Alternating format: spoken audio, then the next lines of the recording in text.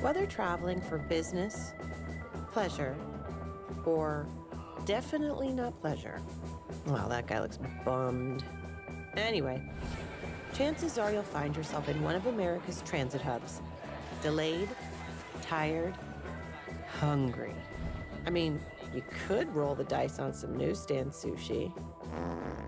Ugh, that's not gonna end well. But your last meal before takeoff can set the tone for your entire trip. So, ladies and gentlemen, just a stone's throw from the traffic control towers of JFK, ATL, DCA, and LBG, you'll find some first-class spots that should not be under your radar. That's what I'm talking about, barbecue. If you're willing to go just a little further, getting there really will be half the fun. This is so good. Oh yeah, that's worth a second trip through security. If you have more than one carry-on and one personal item, No matter where you're heading in the U.S., there's a good chance you'll have to brave the busiest airport in the world. It's like they say, when you die, whether you're going to heaven or hell, you still have to connect through Atlanta. So next time you're transferring here, don't let a little layover bum you out. 5 minutes down the road is Pit Boss Barbecue.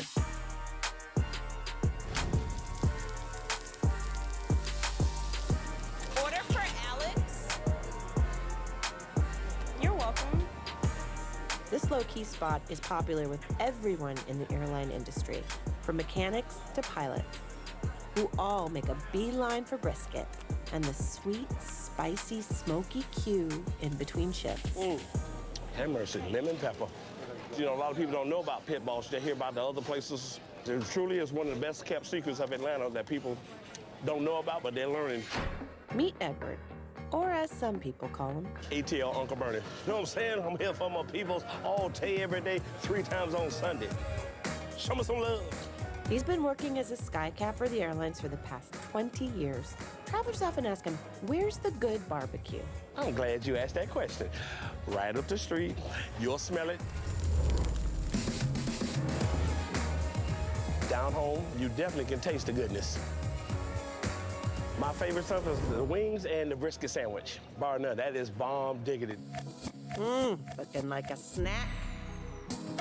The Best Bet brisket sandwich takes that perfectly charred brisket, slathers it with portobello mushrooms and sautéed onions, and tops it off with melted pepper jack cheese.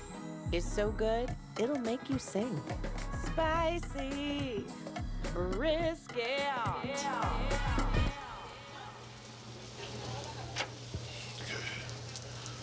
They got some wings ready. Here in Georgia, they're very passionate about their barbecue. And so you get a lot of different styles here in Atlanta.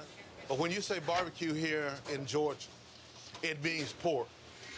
Wade makes some mean pork ribs for the barbecue purists. But he'll slow cook whatever he wants and call it barbecue if he damn well pleases. Watch him work. Ready? Yeah. Okay. Yes. What? Barbecue. I want a barbecue sandwich. We're known for our spare ribs, of course, sliced brisket, as well as smoked wings. A lot of barbecue places, they'll smoke the wings and then they'll deep fry them. We grill ours. That's what sets us apart from everybody else. My mom taught me how to barbecue, how to smoke meat. It's got some onions, some garlic, seasoned salt, a little cayenne pepper in it. There's a couple other ingredients that really make it unique. I won't tell you what they are. If I had $1 for every time somebody said that on this show. But when we dry rub right onto the meat, give it some love on the back side, top side here, and a little more love.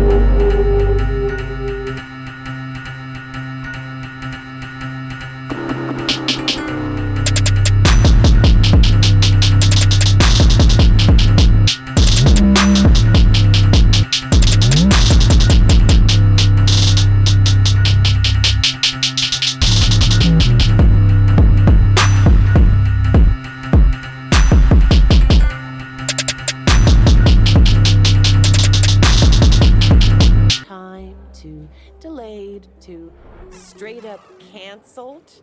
Are you kidding me? Well, don't panic. Atlanta has plenty of landmarks to explore, like the Claremont Hotel and Lounge, where you can get into a little trouble. All right, let's switch. Okay, one more bite, and then we'll switch. All right. We base our whole relationship on travel, and ever since we've been together, we schedule trips basically around food. Thank you. This local couple keeps the flame alive by chasing down fabulous meals all around the globe. But even when they're on home turf, a night at the Claremont makes a nice little getaway. Having Tiny Lou's in our backyard is just a gold mine for food and experience and service. And then there's the after party downstairs. This building has seen a lot of action over the years. On the basement level, you'll find the iconic dive bar and strip club, the Claremont Lounge, which has been going strong since 1965. And before you crash out at the hotel upstairs, stop in at Tiny Lou's, where executive chef Jeb is making amazing French food. Like this 24-month Comté crepe, topped with baby carrots and beets, popped sorghum, and pistachio oil. And his play on steak frites. Everyone can relate to steak frites. It's a classic French bistro dish. We actually cook these sous vide for 4 hours in brown butter and garlic. Throw it on the grill for a nice char, brush that baby with butter again, and top it off with sauce Claremont. The sauce is very similar to a beurre blanc. We also have a little surprise. We actually add a little bit of our house-cured foie gras in there as well.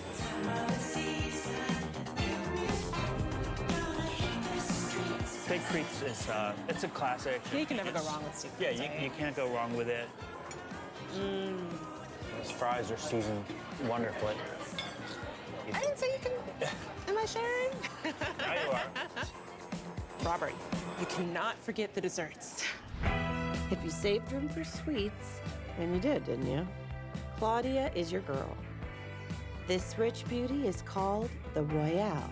Chocolate mousse spiked with coffee and cardamom crémeux, which is French for fine-ass creamy pudding, sprinkled with cocoa streusel and dusted with gold.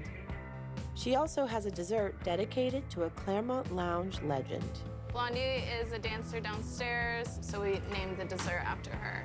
The Ode to Blondie has white chocolate non-malacca, spicy pecans, and cream cheese ice cream. And it has PBR caramel. She crushes PBR with her chest, so we added that in there.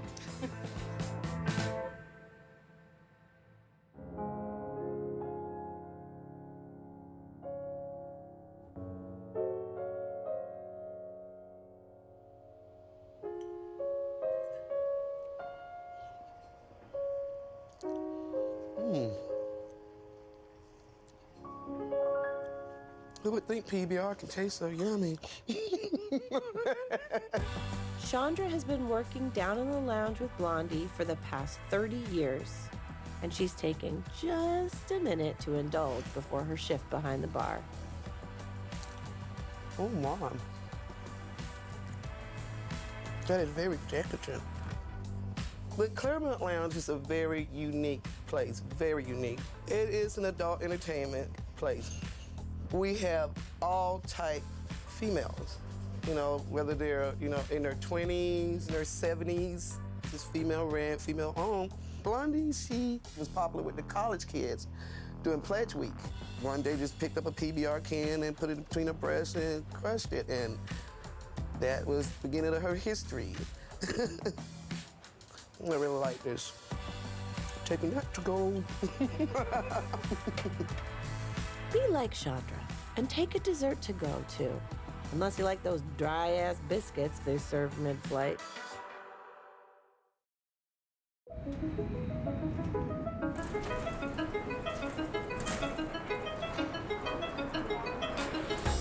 The past 48 hours in Miami have been a blur.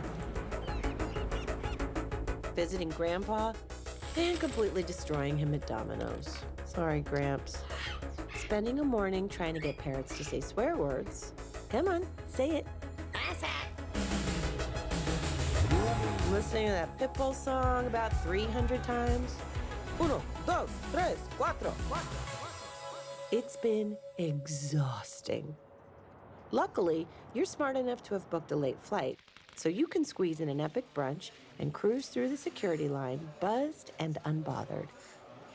Brunch food is the bomb, and also day drinking is amazing. No.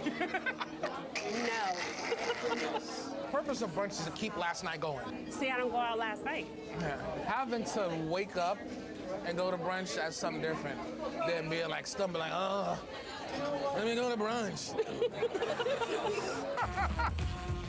A founding member of a tribe called Quest, Jerobi eventually traded Linden Boulevard for Miami with his wife, Danny. Today, he's a classically trained chef, but Jerobi started out as tribe's unofficial cook. Well, you know me, I'm simple. You know what I like when we're in LA, when we're by the airport. My favorite go-to. In-N-Out. You already know. We have our favorites everywhere, though. Yeah. New York is Chinese food, White Castles. I mean, it's what we grew up on. Yes. Like, people think Miami is just all Cuban food. Well, and don't get me wrong, I mean... It's the best Cuban food.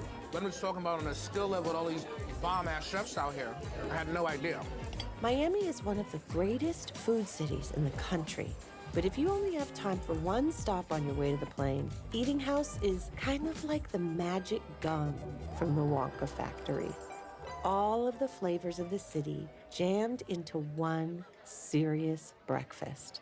We've kind of become known as like a really kind of cool brunch spot here in Miami. You know, sometimes you think I need a quick bite. Like, you don't have to do fast food. Like, you can have really good food cooked quickly. You know, that's so rad to think that someone's gonna like fly home and the last thing they had was our food. We have two very Miami dishes. This is one of them. It's a takeoff a Colombian breakfast staple called calentado, which really means reheated. So we'll start off with the plantains. These are ripe plantains. We call them maduros. Like, if they're like sticking in your teeth a little bit, like, that's a good sign for me. Chimichurri, that is the calentado. It's so good. This is good. This is like something that your grandma would make. This is really good. That's cute. That's sexy. It's sexy? Mm-hmm. Okay. I'll tell you what's sexy. Walking into a kitchen and a loaf of bread is baking. Oh, hello, Toast. For carbonara eggs Benedict, Giorgio swaps out hollandaise sauce for a creamy sauce kicked up with black truffle oil and then makes it rain with aged grana padano. Pwah, pwah, pwah, pwah. Make it rain. It's a really interesting version of Eggs Benedict, kind of a riff on a pasta that we do at night. So we have the carbonara eggs Benedict. Ass, ass, ass, ass. Stop! Looks delicious. It's very pasta-y, but like with a twist. But the most popular plate here is a throwback to those Saturday mornings when you were a kid. So this is our pancake batter. I would say probably a big majority of what's in this batter is milled up cereal. I grew up eating Cap'n Crunch. It's my absolute favorite cereal in the world. Pancakes and syrup. Cereal and milk, so we make milk syrup. A generous pour and a final sprinkling of Captain guarantees each sweet, doughy bite comes with a crunch.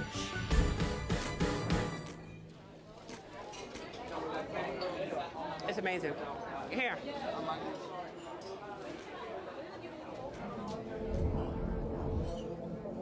It's really good.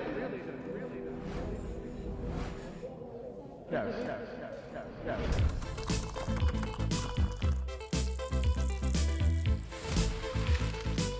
They use the cereal to make the pancakes. They use the cereal to make the pancakes. That was amazing. I need another bite of this because this is so good. You know when you get the food sweats?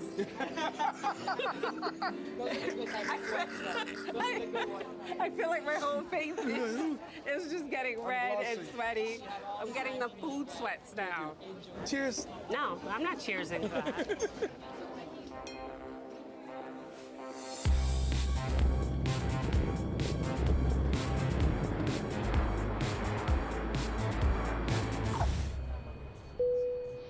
for flying with us, and welcome to DC.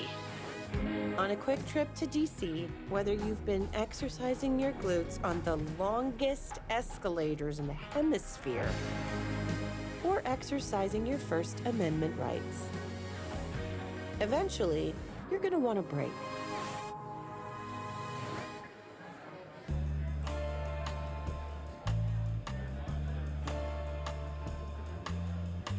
I've been a journalist for a really long time, and the best part of political writing is being somewhere in America and talking to a bunch of people about things that they care about, and then, you know, getting some good food somewhere. Wow, look at that. I'm digging into that thing. Before moving to DC to cover national politics, Jada spent a year traipsing the globe writing travel articles for the New York Times that at least 5 of your friends forwarded to you. She's on the road a lot and always has an eye out for new places to eat. Basically, everywhere I land, I punch in every recommendation on a Google map. Did you want me to say that whenever I land in an airport, I open up Eater? Well, only if you really mean it. I mean, it's true. Okay, Jada, that's some journalistic integrity right there. As Jada can tell you, DC has some really good Trini food. And at Kane, you gotta start with the wings. Oh my God, that's really good. That's delicious. These are our jerk wings. Jerk wings are traditionally Jamaican as well. The spices came from the Aboriginal people, but a lot of escaped slaves used to use it to preserve meats. You know, if you're on the run, it's like the perfect food. They're smoked for 3 hours. After a 24-hour marinade, we finish our wings with our smoked butter. Turns out to be really delicious. These are jerk wings. Peter had been perfecting that 24-hour marinade for years before teaming up with his sister to open Kane. And here on H Street, Peter and Janine offer up a menu full of the foods they grew up eating in Trinidad and Tobago. These are pickled vegetables that we pickle in-house, some hot peppers. This is our snapper escovitch. We often have people come and say they've never had anything like this, and they say every time they come to DC, this is going to be a stop that they have to make.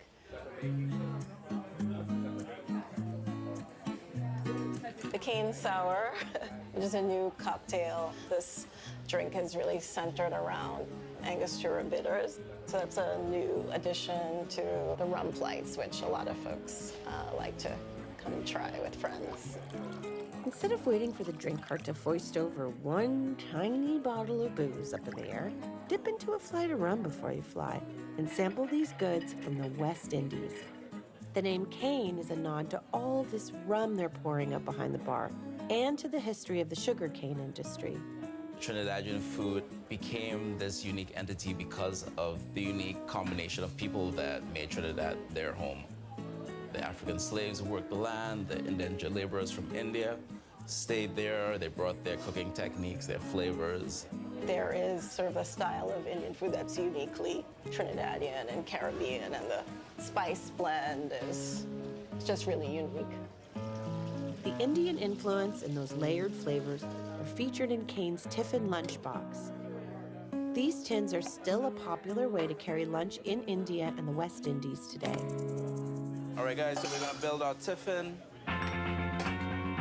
In this tower of tin, flaky fried paratha is the base layer for a stack of curries.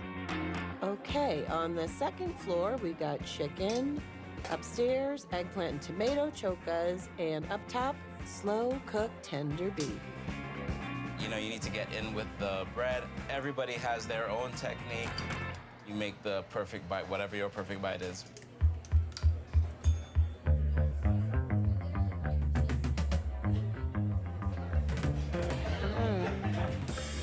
Wash down all that spice with a lot of rum, and you'll be feeling good by takeoff time.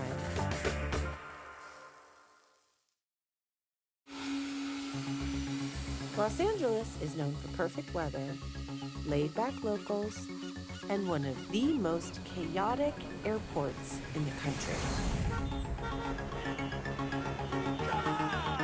So stop, turn the car around and reroute till Long Beach. Just half an hour south of LA, you'll find an airport that won't make you lose your shit, and some of the most memorable Khmer food outside of Cambodia. Ooh, crispy fried treats, yes please. These chakwai are at least 10 times fluffier than those airplane pillows. In Cambodia, they're up really early in the morning with some Chinese donuts. We call it chak kwai. They warm their bellies up with, hot soup. Why change something if it's not broken, right? Vaughn is the current chef and co-owner of Phnom Penh Noodle Shack, a family business that has been serving stir-fried meek tang, student noodles with pork and shrimp, and their house special soup, kteo, for the past 30 years. Long Beach has the biggest Cambodian population in the US. In the 70s, Cambodia went through a tragic moment in history called the Cambodian Genocide, where millions of Cambodians died because of a war within their country. We had to flee. I was a refugee. I was born in a refugee camp. Eventually, my aunts and uncles, they came out here and then they sponsored us. We started a new life. We didn't know anything else but Cambodian noodles. It's our specialty, and people know us for this. This wouldn't be Phnom Penh Noodle Shack without the noodles. Soups like this kteo are a powerful connection to home, especially if home is a place you've been forced to leave behind. But Vaughn and his crew keep the culture alive for a new generation of Khmer. So excited for this soup. Speaking for myself, but I feel like I'm coming into someone's house every time I eat here. So. And have you guys been here before? Multiple times. LAX is a monster of an airport, right? So just coming here, getting your noodles, getting your fix-in, and just being on your way to the airport there's nothing better than that. Sarani was born in Long Beach, and that feeling of pulling up to the table with 20 favorite aunties and uncles keeps her coming back for noodles anytime she's on her way out of town. I was born in Long Beach, but my parents escaped Khmer Gahom, Khmer Rouge, and came to the States. All the obstacles, an immigrant community has to overcome, and plus coming from a very stressful and traumatic event as genocide and going through a refugee camp and coming to America and all that stuff, the sense of community and having a place like Phnom Penh Noodle Shack to come to is really cool. Oh, these are hot, yes! Straight out. Oh, it's so good. Mm-hmm. That is so much better when it's fresh.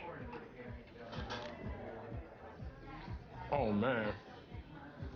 I think across the board, one of the most well-known comfort foods for a lot of Khmer is babao. People eat it for breakfast, lunch, dinner, mainly for breakfast. Babao is a Cambodian rice porridge that's equal parts soothing and filling. This bowl has an array of meat, stomach, liver, and pork blood in a lemongrass-infused broth, plus garlic, cilantro, scallions, and chilies. The babao with pork blood, this is the best dish that you can go ahead and dip the chakwai in.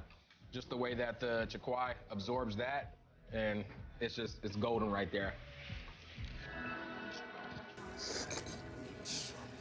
Dripping all over right now. That's some real eating right there. A bowl of the good stuff before you cram yourself into that aisle seat you paid extra for, only to have the lady in front of you recline into your lap. Yeah, it's definitely worth the detour.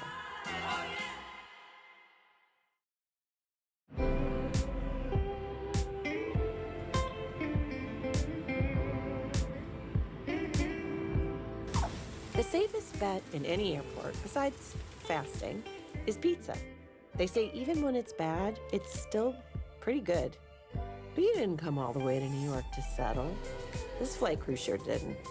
And if there's anyone who knows about the legit local spots, it's the pros. What's up, guys? What's up, D? Yo, what's up, man? What's up, G? You doing all right? Can I get you? Let me get a pesto sweet sauce pepperoni and a pesto sweet sauce broccoli. Yes, sir.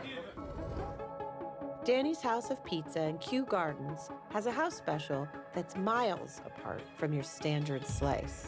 The magic is in the basil-infused oil that seeps into the crust, giving it a magnificent herbaceous crisp. Oh, that's beautiful. Almost as beautiful as the pizza man. We can't put the pizza in the oven fast enough sometimes, you know? All types of people over here that come to get pizza, you know? For this pesto-y goodness, people come from around the block and from all over the world. These guys kind of did both. I always order their pesto. This is my go-to. This is so good. But I think for a first-time person, they have to try the regular first so they understand what the sweet sauce is. For sure. Then they can progress to the pesto with the sweet sauce. There's levels to this, for sure. Dom, you got some, the other side. I was saving it for later. Oh, okay. Dom and the rest of his flight crew mates stay at this crash pad they share around the way in the neighborhood, also known as Crew Gardens. In 1 week, I might fly 20 legs. Oh, no, I can't do that. Jeez, no. Which is 4 legs every single day. Yeah. Eating almonds and cheeses and whatnot. So this is the best food in Q, in my opinion. I think the biggest thing about Danny's, the consistency. It's like, I know 10 out of 10 times, my pesto with sweet sauce and pepperoni is going to be delicious. No doubt, it's always gonna be delicious. When you're running on fumes, nerves fried from pushy passengers, influencers sneaking into business class, screaming babies and telling that guy drooling on himself after 5 Jack and Cokes to please put his seat back all the way up because we are finally landing. Danny's House of Pizza is the spot to melt the stress away. Oh, I love this pizza. Yes, look at him go. Refresh.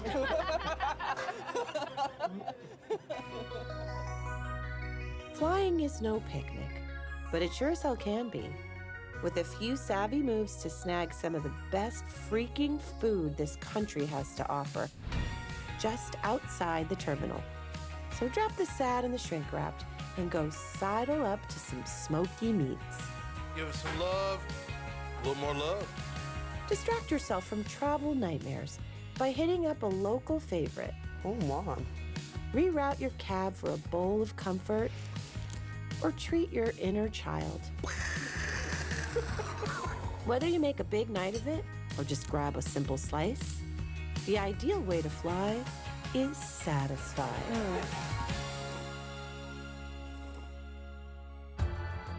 I love chocolate mousse. Anything chocolate, anything. Ice cream, cake, cookies actually. I make the joke that, you know, some people say that their real father was the mailman. I say my real father was Cookie Monster. I can eat a baker's dozen of cookies in less than an hour and like feel no shame, like, hey, that was good.